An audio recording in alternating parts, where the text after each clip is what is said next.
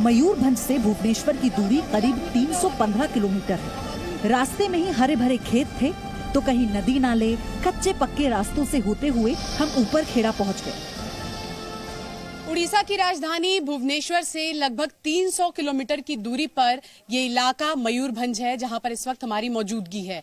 और इसी मयूरभंज के ऊपरबेड़ा गांव से आती है हमारी अगली राष्ट्रपति द्रौपदी मुर्मू। यहीं पर उनका जन्म हुआ, यहीं पर उनकी पढ़ाई लिखाई हुई और हमारे ठीक पीछे ये जो घर आप देख रहे हैं ये उनका घर है, जिसे उनका मायका भी कहा जाता है। तो चलते हैं अंदर, जानने की कोशिश करते हैं कि उनके जो लोग इस वक्त यहाँ पर मौजूद हैं, राष्ट्रपति बनने के बाद यहाँ पर किस तरह से जश्न मनाया जा रहा है। पीले रंग का ये छोटा सा लेकिन सुंदर सा घर, बिल्कुल गांव के किसी सामान्य घर जैसा। 20 जून 1958 को इसी घर में द्रौपदी मुर्मू का जन्म हुआ। इस मकान को देखकर कोई नहीं कह सकता कि ये देश की राष्ट्रपति का पैतृक निवास है। ये सादगी की शक्ति है जो द्रौपदी मुर्मू को अजयी बनाती है। घर के अंदर हमारी मुलाकात द्रौपदी मुर्मू के भतीजे की बहू दुलारी से हुई। राष्ट्रपति द्रौपदी मुर्मू बन गई हैं आदिवासी इलाके से, वो पहली महिला राष्ट्रपति बनी हैं। लेकिन वो सास कैसी हैं ये जानना भी जरूरी है, क्योंकि इस वक्त हमारे साथ उनकी बहू दुलारी जी हैं। इन्हीं से जानते हैं। सबसे पहले तो आपको, आपके पूरे परिवार को बहुत बहुत बधाई, क्योंकि दीदी अब हमारी राष्ट्रपति बन गई है।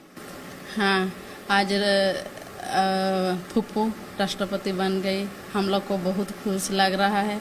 हम लोग का परिवार में भी बहुत खुश है हम लोग। वैसे सास बहू का जो रिश्ता होता है वो बहुत नोकझोंक भरा होता है। आप उनके भतीजे की पत्नी हैं। सास बहुत स्ट्रिक्ट हैं ये कि बड़े प्यार से, जैसे आम लोग होते हैं या दीदी सबके लिए, वैसे ही है या आपके साथ अलग रिश्ता है? नहीं, वो बहुत अच्छी है, वो बहुत अच्छी सास है। कभी भी मुझे मैंने बेटी का तरफ मेरे को रखी है। 340 कमरे वाले राष्ट्रपति भवन में जा रही द्रौपदी मुर्मू का बचपन जिस घर में बीता था, उसमें 2 पीढ़ियों के विस्तार के बाद भी 6 कमरे ही हैं। विनम्र और सरल स्वभाव की द्रौपदी मुर्मू अपने घर का काम खुद ही करती थी। सरल स्वभाव और सादगी भरा जीवन, कुछ ऐसी ही है हमारी राष्ट्रपति द्रौपदी मुर्मू।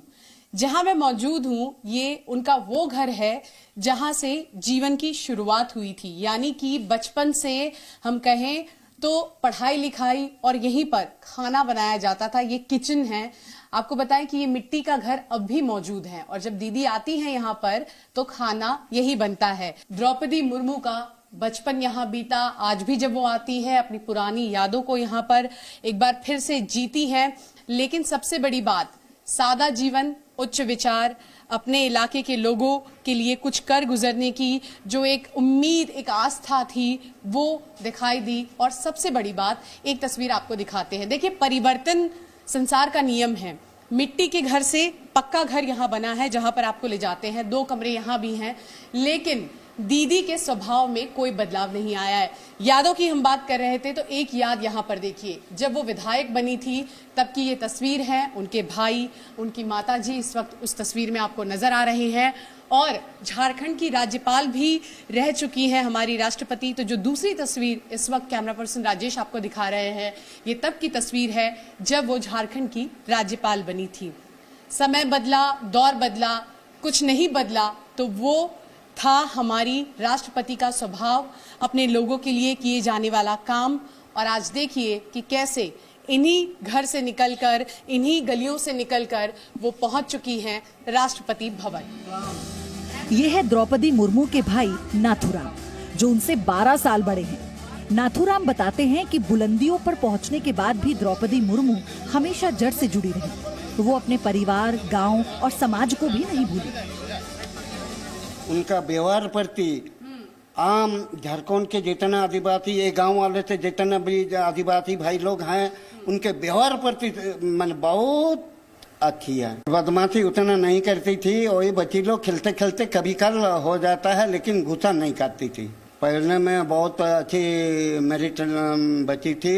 हम लोग का एक आशा था कि तो बेटी ही बेटा है, कहावत में है बेटी है बेटा है, लेकिन ये बेटी अगर ये लड़की अच्छा पढ़ रही है, जो मेरिट है आगे बढ़ेगी, तो भविष्य इसका उज्जवल होगा।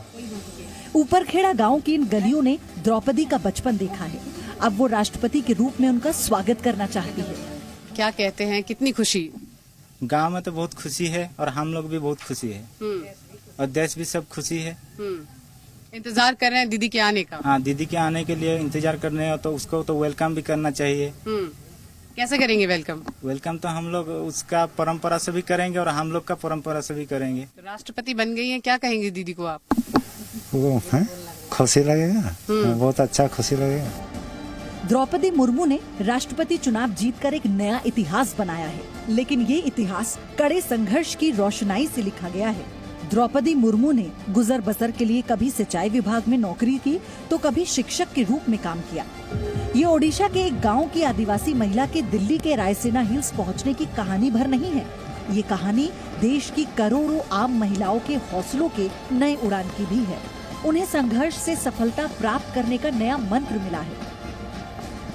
गांव में वैसे तो द्रौपदी दीदी की चर्चा हर वक्त होती है, लेकिन इस वक्त चर्चा हो रही है राष्ट्रपति द्रौपदी दीदी की। तस्वीरें हम आपके उनके गांव से दिखा रहे हैं, उन महिलाओं से बातचीत करने की कोशिश करेंगे। देखिए यहाँ पर ये तमाम महिलाएं उन्हीं के बारे में बातचीत कर रही थी और कैसे जब एक महिला इस ग्रामीण इलाके से निकलती हैं, देश की राष्ट्रपति बनती है, तो जो बाकी की महिलाएं यहाँ पर हैं वो भी सपने देखती हैं, एक उम्मीद जागती हैं। इनसे बात करते हैं, जानने की कोशिश करते हैं इस वक्त ये लोग क्या महसूस कर रहे हैं और क्या बातचीत हो रही थी। दीदी अब राष्ट्रपति बन गई हैं, आप लोग क्या उम्मीद करते हैं, किस तरह से देखते हैं? क्योंकि पहले भी आप लोगों ने उनको और कई अलग अलग जगहों पर काम करते देखा है, पर अब वो राष्ट्रपति हैं हमारे देश की।